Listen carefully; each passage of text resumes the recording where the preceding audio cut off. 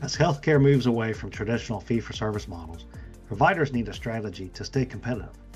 That's where Strategic Healthcare Partners comes in. We offer expert consulting and ongoing management oversight for providers looking to form an accountable care organization.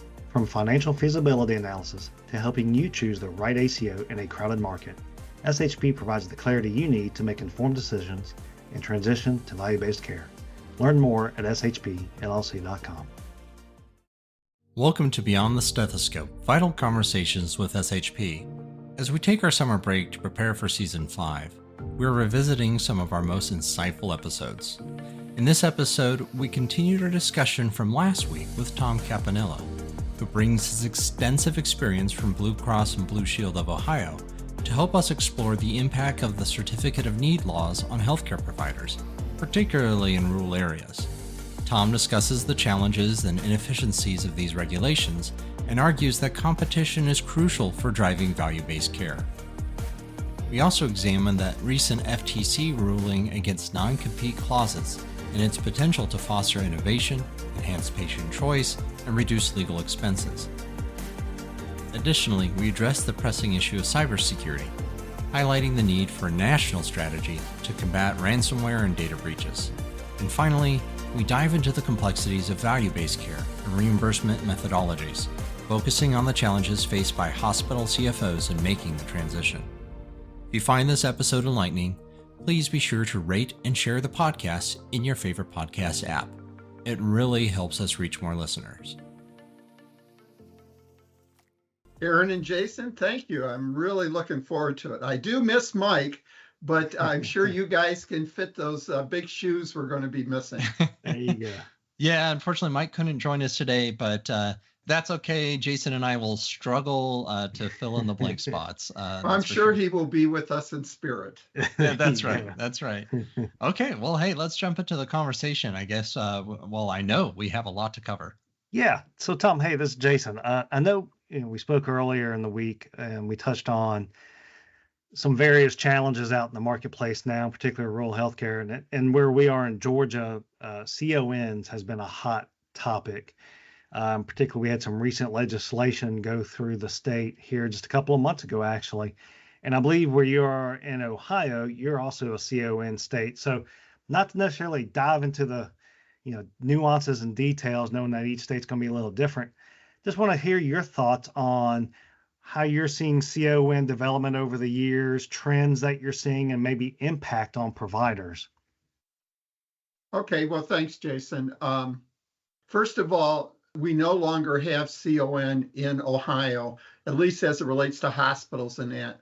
We've been involved with that in the arena of long-term care, nursing homes. There's a little bit of that going on.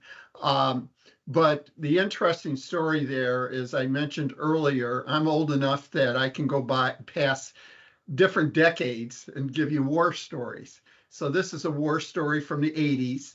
And I was vice president of healthcare finance and care management at Blue Cross and Blue Shield of Ohio, which is now Medical Mutual. And Ohio at that time had CON laws. And each region of the state had a grouping of diverse stakeholders as it relates to CON. So we had representatives from the hospital sector, from the physician sector, from the community sector, from the local political sector, and also representatives from the employer sector, and finally the health insurance or payer sector. I was the representative from the health insurance and payer sector. And so I was on this group, and what would happen is we would have obviously various pieces thrown to us where a hospital wants to add 300 beds, or a hospital wants to add more beds to their OB unit, or a hospital, and most of it was hospital related. And this was, by the way, prior to a lot of the consolidation, obviously, that has occurred in healthcare, towards the mid to end of 90s. So there was definitely a lot of competition going on between the hospitals. And we would hear reasoning behind it. And the bottom line, what occurred though, is there were many times after, and there was a lot of detailed analytics where the analytic people came through and basically said, okay, based on the demographics, the number, say if you're talking about adding more delivery beds, from a maternity standpoint, they would, in effect say, our analytic people would come up and would, in effect say, how many women are of childbearing age, where is that trend going, that type of thing, loss of population, how many beds do we really need in the different areas, where are we at today, and then ultimately the analytic types, independent group, would make a recommendation, we would evaluate it, and then ultimately make our determination. Where it got really frustrating, probably 8 out of 10 times, that if we voted against an addition to a hospital, say, or adding a new building or whatever it happens to be, the way the state law was written, the hospital had the ability to appeal to the state. And then once it appealed to the state, it became in the world of politics. And the name of the game is probably 90% of the time, all that work that we did, all those discussions and meetings, it was overturned. And so that was part of the frustration where, in effect, we had CON, but it really wasn't effective. Going to CON in general, yes, there's some merits behind it. The theory makes sense, where you're trying to find an optimum balance of providers within a particular geographic area to service a certain population. On the other hand, on the flip side of it, is that whenever you get into, and I know personally, government and regulation, there's a lot of side effects. And it doesn't necessarily mean those optimum providers that you currently have may not be value-based providers. And I know we're talking about that earlier. And there may be new value-based providers that want to come into the marketplace to build or compete, and they would be outlawed, depending on the CON. So bottom line, from a personal basis, and I think from a business standpoint, for a state like Georgia and others, I would be concerned, at least, there may be exceptions. We always got to look at rural areas separately. I would focus more on trying to create a competitive marketplace to allow competition to occur. And just like when it comes down to selling computers, restaurants, other types of things that are out there, let the good ones survive and let the ones that aren't providing value not make it. So that's really my perspective on this. Yeah, and I think, not to get too hyperlocal to Georgia, so Georgia did a lot of CON reform, and hopefully either this season or next, we're going to get some perspective on that from a state legislator. But what you describe is sort of the situation that plays out, at least in our local market here in the Savannah area. You have two systems, and they've effectively used the CON to weaponize against each other, prevent each other from expanding. And so now you have this system where the tool that's being used normally and was designed to help ensure care is provided is being weaponized and used to prevent care from being provided purely because of market competition. So it's that two-edged sword, right? It has hurt and helped, but it to varying degrees and in different places. A CON law helps. And right now, at least in the Savannah market, the CON law hurts. And so hopefully we can see that straighten up a little bit in Georgia with some of the reforms they passed this spring. Time will tell, because the law doesn't take effect until July 1st. So we're not quite there yet. Well, what I would be focusing on if I was in Georgia, and maybe you already do this, is instead of looking at restrictive ways, although again, there may be reasons geographically to have some CONs in that. So I'm not making a carte blanche statement, but I would focus on ensuring there's price transparency and quality transparency in the marketplace. So both consumers and employers may be more diligent and more aware of value-based providers that are out there, or value-based services, because that's the other thing. Just because you may have a provider that's really strong in a lot of specialties, but very weak in orthopedics.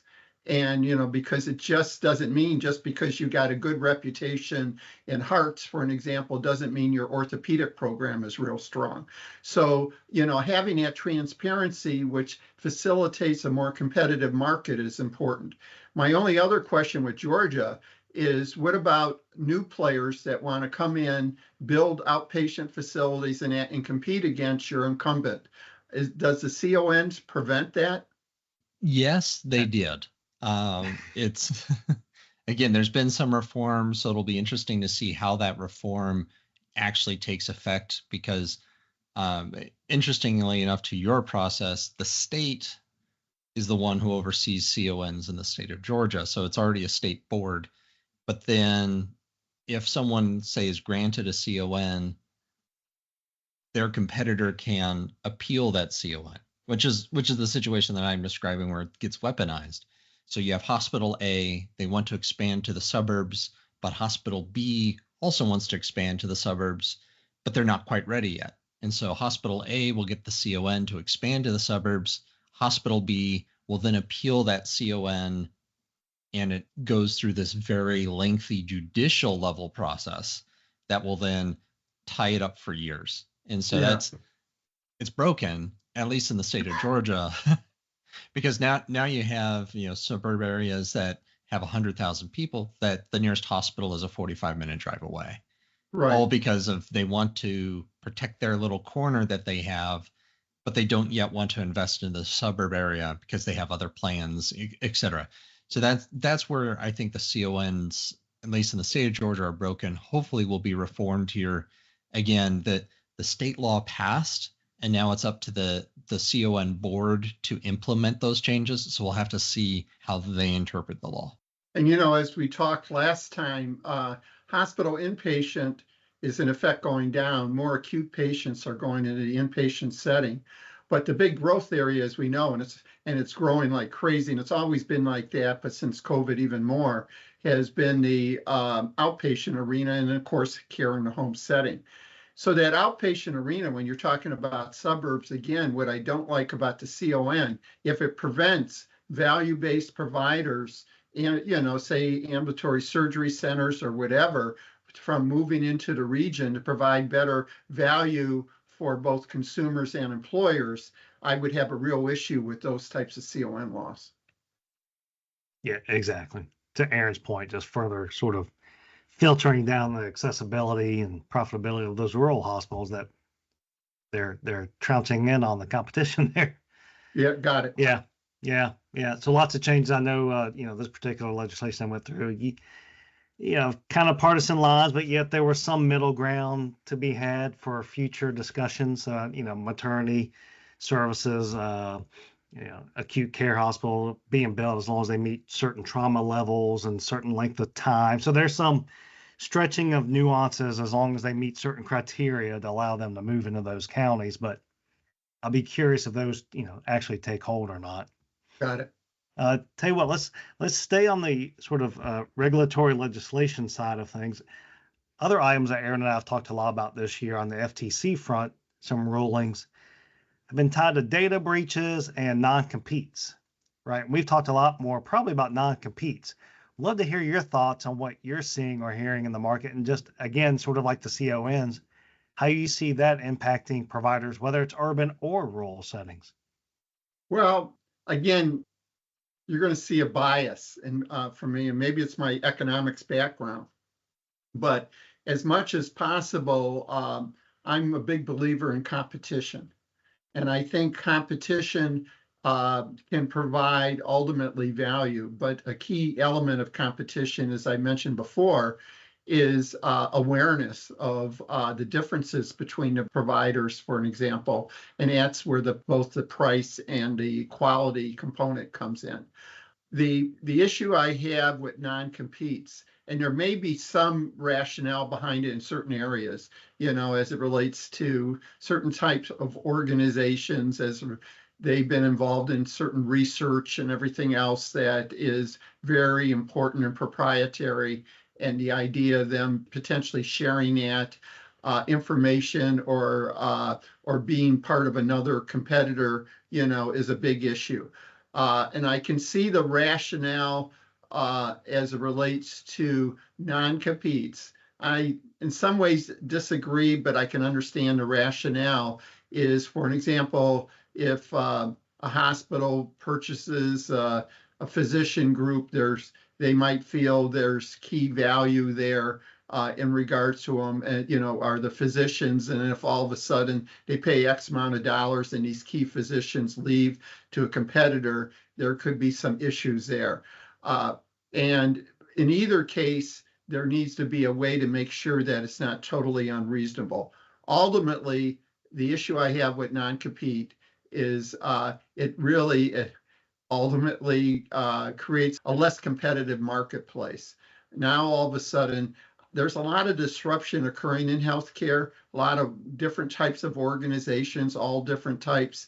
And if physicians, for an example, or other people in healthcare are restricted from going to competitors, what that's going to do is stifle competition within that area and region, as well as put, I think, an undue burden when they're talking about doctors and others having to move from a geographic region with kids and, in grade school and high school and everything else.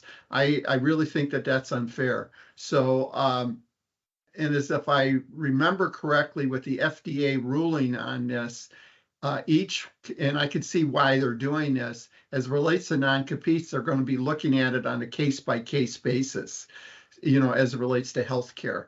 And so there's probably some merit to that. On the other hand, it could probably be a pretty slow process too.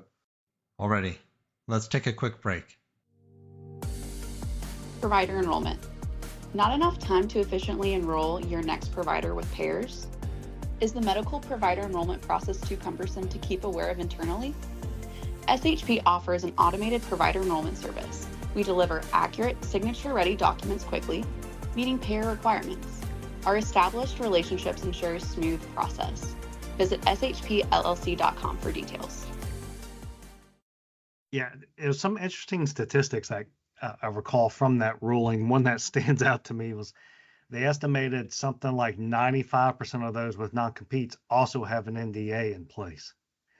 And I thought that's quite interesting that you've got sort of that nuance of those duplicative sort of right arrangements. That how much do you need in place to restrict that? But yeah, I found it interesting. Aaron and I have talked about it quite a bit this year already, but how that may help drive a little bit innovation, like the FTC estimates. They estimated an increase in patients as well that'll come out into the mix because you have more flexibility in employment.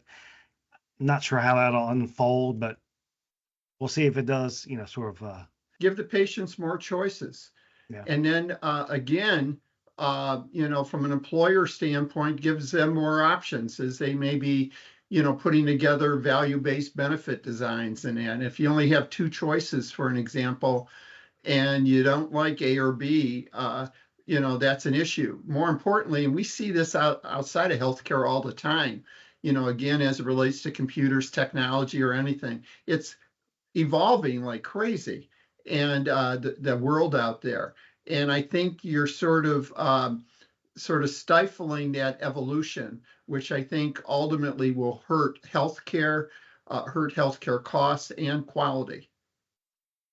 Well, I also think too it actually saves money ultimately. I can think of a few instances, I can't be too specific, of my own personal experience with a practice where a doctor left to the competition. They had signed a non-compete, and there was this lengthy lawsuit that was eventually settled out of court. Think of all the money that was spent on that. Yeah, but the lawyers did well. Come on now. Yeah, the lawyers. You got to pay the lawyers. Yeah, you're right. I think there's a certain bias there, Tom. But all that money that was spent on something ultimately hurt the practice. It was money that they couldn't reinvest. It was money that they couldn't hire other staff or buy technology that was necessary to improve the practice. So I think ultimately there might be outlying cases where non-compete hurts patient care. I'm not disputing that. Everything's a bell curve. I think generally speaking, getting rid of the non-competes will improve patient care because we're not going to be spending money on these things needlessly to, fight in court or, make bad feelings. No, I agree. Another interesting thing to your point, Aaron, about costs is I believe they estimated it close to like 200 billion they estimate just from this type of ruling over like a 10, maybe 15-year span. So that I found interesting as well. That's a pretty gigantic number to come up with, in addition to 3% increase in patient volume sort of thing to hit both aspects of the P&L, if you will, top and bottom line. That I'll be interested to see how this impacts over the 10-year span. But yeah, more to come on the non-competes. But another ruling, Tom, that I'd like to get your input on. Lots of cybersecurity issues, ransomware attacks, et cetera, resulted in data breach rulings by the FTC we've talked about before. I know you've got some input on it. Love to hear your insight there. Well, that's a tough one. When you think about it, this whole ransom stuff, you go back to even in different countries where it's common practice where they will kidnap people that work for engineering companies or whatever. And then, and it's almost like a routine setup. They kidnap, you pay them money, they get the people back. And it's sort of like a quid pro quo. They build it in, but, sooner or later, you got to say no. And there needs to be ways to address it. I recognize kidnapping is a whole different ballpark than we're talking here. But still, as it relates to data, if we continue to pay off these people that are putting a gun to our head, it's going to continue. And we need to find a way, obviously, one, to be able to have better security blocks from a cybersecurity standpoint. And number two, we need to have, I think, a national strategy in regards to this. Not to say that every organization has to follow it to a T, but we need to have, I think, a more focused national discussion because it's only going to get worse. And it's affecting us in all walks of life. And, as it relates to healthcare, recently in the city of Cleveland, there was a breach at the city of Cleveland. So, I'm not sure what happened there. Hopefully the breach was only in parking tickets, so I don't have to pay that parking ticket. But we'll see what happens there. But ultimately, it's an issue that needs to be addressed. It's interesting. I've been at conferences recently, sitting at tables for dinner, and I'll ask somebody, what do you do? And I can't believe every year I'm sitting with more and more cybersecurity consultants. I thought it was bad when lawyers are increasing all the time. Now you got cybersecurity consultants. Everybody's a cybersecurity consultant, but it's needed because it really is, the billions of dollars as a country that we paid out. So I'm not a techie to be able to give you the answer to silver, and I don't know if there is a silver bullet answer, but we definitely have to have a strategy to address this. Well, I'll put on my old system administrator hat for a minute. You're right. There is no silver bullet. But honestly, this problem dates back to the 90s. It's a 30-plus-year-old problem. When we made the mistake of inviting what was then the former Soviet Union onto our internet. They had their own internet that they were developing. But when the Iron Curtain fell, we invited them on. And it was kind of the Wild West. It was not a security first internet that we invited them onto. And so we invited some pretty shady folks onto our internet. And this may be a hot take for some, but we're now reaping what we sowed 30 years ago. And now, we have these Western European and former Soviet bloc gangs that have turned to cybersecurity to make their billions. And we've made it super easy on them by having an internet that is not security first. Honestly, the only way to really fix this problem would be to fundamentally change the way the internet works. I don't know if there is enough political will or enough money in the world to actually make those kind of changes.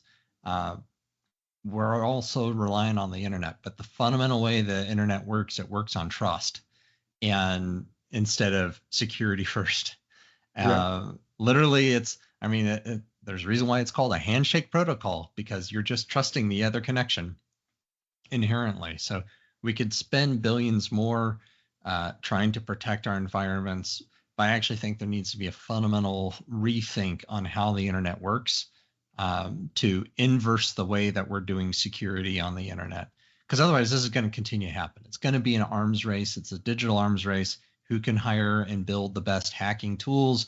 Who can hire and build the best anti-hacking tools? And it's constantly going to be this way, particularly, going back to your analogy of ransoming or kidnapping one or two engineers out in the oil fields. Well, what if you can kidnap 150,000 patients and hold them at ransom? And that's what we're seeing. We're seeing huge healthcare systems go down. I mean, all I need to say is change healthcare, and I think everybody shudders a little bit. When you can hold millions of lives and billions of dollars ransom, you're going to get paid. That's just the way that it is. So that incentive is always going to be there, because if you don't pay, literal people die or get hurt tremendously. And so, I think the only way to fix this is a fundamental way of how the internet itself functions, which is way beyond the scope of our discussion. Well, I appreciate your background on it in the 90s too. And, with the fall of USSR and that part I wasn't aware of. I did know we were always looking back in the 90s and the late 80s, and always talked about it, was trying to get that region of the world to embrace capitalism. I don't know if this was the exact way we wanted them to embrace capitalism, but at least in this arena, they not only have embraced it, they've gone to the nth degree. So that's right. You're right. It's something that we need to be able to address. And like I said, I don't know what the issues would be about changing the internet. I got a feeling that would be a big challenge. But it's I think in the ideal world, you would love to see these countries where this is occurring, the ability to track them down and have these countries enforce and with us. But, at least as it relates to Russia, things haven't been going too well lately, if you've been following the news. Well, we did talk on Marshall Plan, Campanella Plan, I think we mentioned last episode. So let's just have a lot of these plans out there. Yeah, we are solving world problems here. That's right. I mean, we went Campanella Plan for, what was it, just healthcare altogether. Yeah. Aaron's decided we're going to just reinvent IT altogether. And the internet, that's right. Reinvent the internet. It's not the Higgins Plan or Al Gore 2.0 plan. I don't know. Well, hopefully it won't be like when I was a kid. I remember going with my dad to the neighborhood bar and being so impressed at the age of 10 and 11 that these guys sitting at the bar had the answer to all the world's problems. That's right. And I said, man, these guys must be really, really smart. Cancer, they got the answer. War, they got the answer. Whatever it happens to be. So hopefully the Marshall Campanella plan would have a little bit more meat to it. Fair. Going back to, you said it'd be great if the states, Russia, China, et cetera, would actually help enforce it. The thing is they are directly benefiting from these hacks. Yeah. A lot of these are state-sponsored groups, so they are getting some kind of percentage or benefit from sponsoring these groups. North Korea actually gets a lot of its funding from ransomware. And I don't think a lot of people are aware of this. It's also how they launder their money. So, because there's so many sanctions against these countries, they are turning to the dark side of the internet and delving into the areas that directly hurt people to make their money. I'm not saying we should lift sanctions, but sanctions are actually part of the problem and are driving some of these countries to the extreme ends of doing the ransomware. So it'll be interesting to see how the FBI and the FTC and the other alphabet agencies continue to work on this problem. I don't see it really changing anytime soon. We're in a new hot war. It's a digital war. And it feels like right now, at least the innocent bystanders, the businesses, the hospitals, the average everyday Joe, they're the ones suffering from this. As the war unfolds online. Yeah, and speaking of war, the big issue too that I think we all need to be worried about is as it relates to like our Defense Department and stuff like that. They're, you just, how many movies have you seen where, where all of a sudden some third party is able to be able to control our missiles and be able to launch things remotely, and have that ability to have that secret black box. They were able to get, into that. That's got to be an area that we need to protect, and you need to know that obviously that no matter where they're going now, that's got to be, depending on the player, one of their ultimate goals to get into those environments. I've got the solution. Faxing. Let's go back to fax. Let's go back to faxing. We actually, the Crosby plan is go back to 1992. Hey, we actually just had a back and forth. I'll just with I want to say a TPA. I'm just going to leave it general. A TPA on which secure fax line to use, and we're still it's still in effect. Oh, got it. Yeah. And for the audience, TPA is third-party administrator that administers healthcare claims. There you go. And the fact that we're still talking about which fax line to use with them is very interesting to me. But yeah, it's still being used, and some rural practices are still utilizing it as well. So I guess we can't laugh too much about that. It's still in practice, right?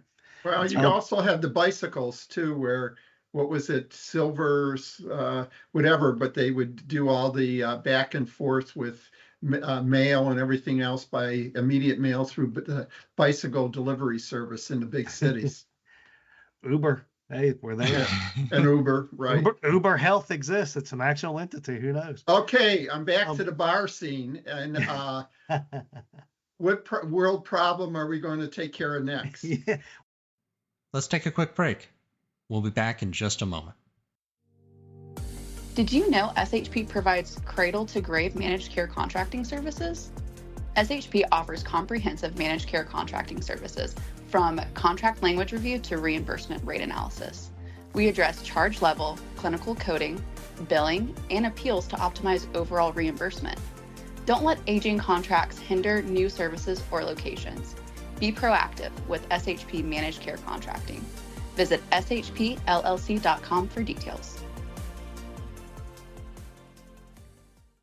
Well, tell you what, let's wrap a bow on this. We touched on value-based care earlier this week.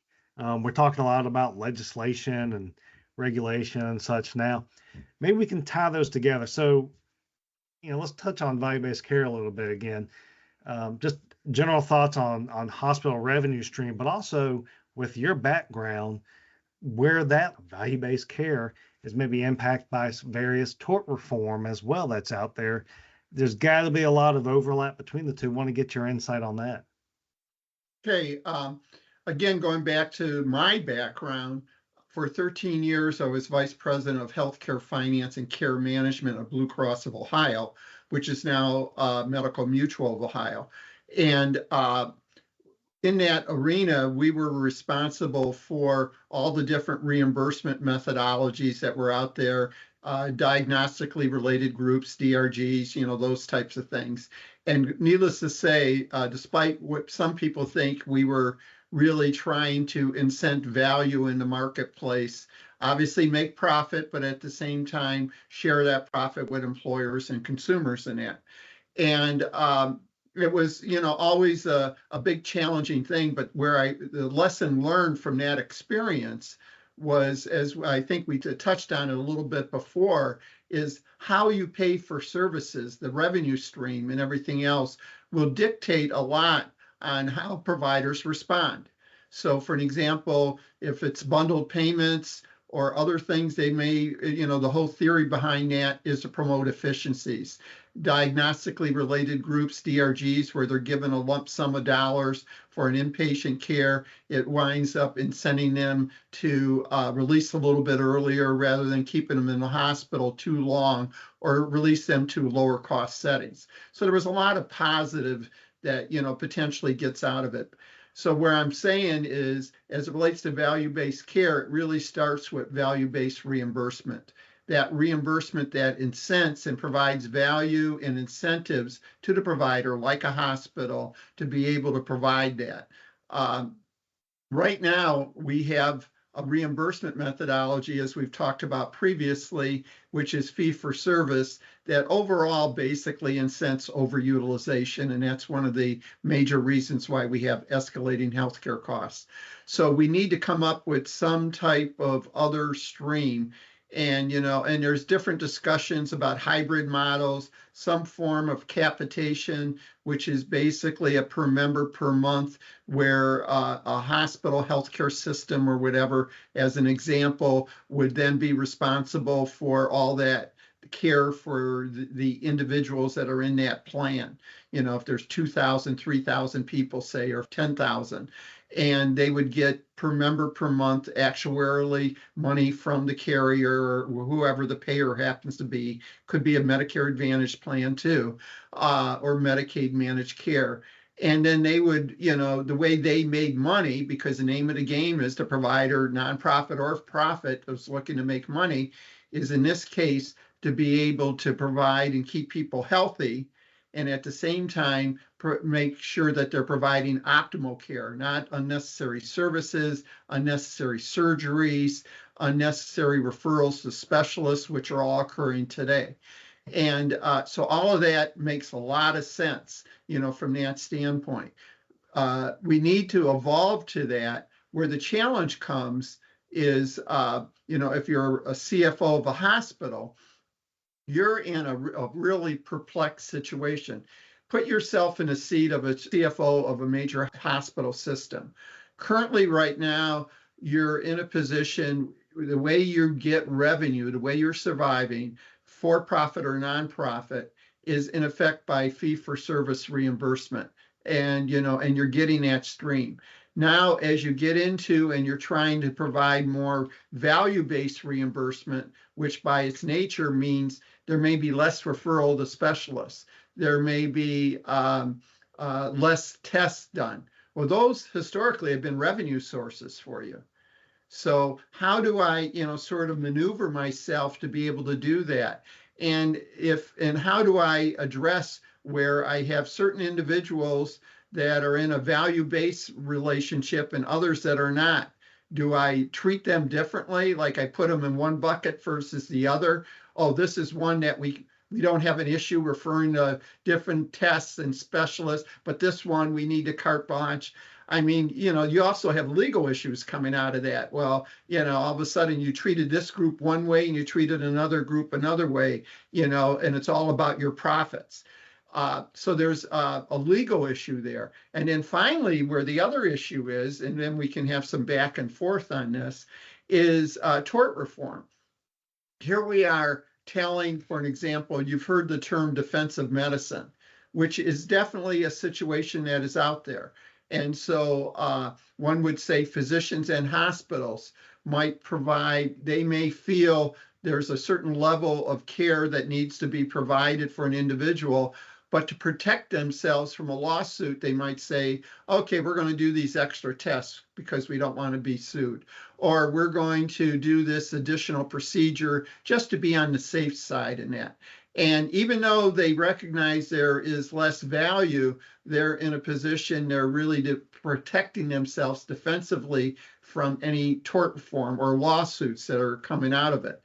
Well, if you are really going to address value-based, trying to create an environment where optimal care is going to be provided, there is always going to be those exceptions where this individual, if he would have had, winds up getting cancer or has a health issue, and the lawyers come out and say, yes, but if you would have done this test, and this test, you would have found it.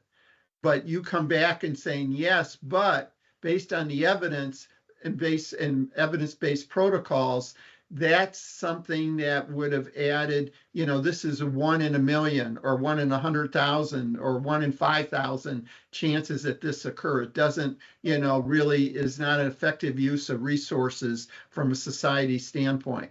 So I think there needs to be, going along with the focus and push for value-based care, there needs to be also major tort reform from that standpoint.